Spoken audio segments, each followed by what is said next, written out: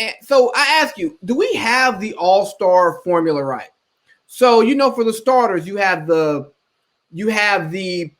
fan vote 50%, then you split the player and media vote. And I don't know if you've heard about how some of the players voted, but it's real petty. Oh, yeah, for sure. Like I think one player, I think it was one player on the Sixers, he talked about how he voted for all Sixers. No. And then for your for your bench players, you have like the coach vote. And I'm not saying that the coaches don't understand basketball better than they understand basketball better than them or all of us, right? Obviously, they're the coaches. But I don't know if they necessarily understand that the All-Star Game is a TV product, and you want a blend of your best players and your most exciting players that are good enough to be there, right? Towards the end, when Tim Duncan was still Tim Duncan, it's like, yeah, you have all-star numbers, but we don't want to see you in this game. You bring nothing to this game for what it is that we want to see as the viewing public, as a TV product. But obviously, for Hall of Fame consideration, you have to give the players who deserve it the nod. But I think a player like Trae Young, who doesn't play the best defense, who maybe has too high of a usage rate for what he is right now, coaches don't like that. They don't like the player, and that affects a player who may deserve to be there to get there. I think the formula is right, because when you think about it, like you name Tim Duncan.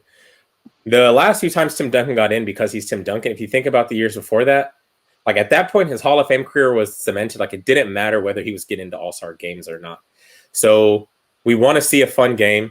The players that are, for the most part, getting in deserve to be there. And then when you come down to those snubs, it's maybe like 1 through, I'd say maybe like 8 or 9 for each team is pretty solidified. Like these 8 deserve to be there. And then maybe you could argue the 3 that are in and maybe a few snubs that are interchangeable. Sure. And those show up on resumes.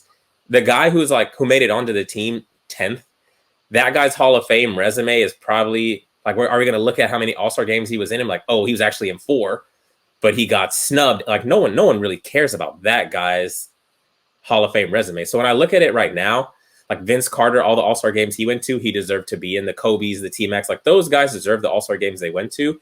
Nobody's really concerned about like, well, Danny Granger got snubbed that one year. Okay, maybe he did, but like when it's all said and done, is it going to matter if a Danny Granger didn't get into the all-star game when he should have? I don't think so. So right now, I think the formula is as good as it can be, because it is very subjective. But I think by and large, it's going to be accurate for 85% of the guys. So what you're telling me is that Mike Conley's not really an all-star snub every year that we call him a snub, because he's never made the all-star team. He's just not an all-star. He's just a really good player. Correct. He's a really good player. And like Trae Young, and it's partly because of how he plays also, he's not an all-star this year, but like he's going to be a perennial all-star here soon. People don't like the antics. People don't like the stuff the flopping, and a lot of the stuff he does is just annoying. But he's great for the game. He shoots from all over the place. He can pass the ball. Like he's a very good player, and is one day going to be a perennial all-star. And even if it is in the East, like if he comes West at some point, like he could be an all-star there too. I'm not saying next year, but Trae Young is like, he's built like an all-star. He plays like an all-star. It's fun. It's exciting. And he also has production. Is the production good stats, bad team? Some of it, but like he is an all-star. Mike Conley has always been slow. It's been like, he's been very methodical in how he plays. It's not a very exciting type of game, but it's an important type of game.